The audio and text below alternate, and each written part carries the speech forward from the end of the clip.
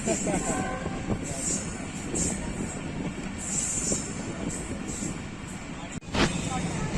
आना कर भी तो मैं कहाँ जाके ना जाना रहा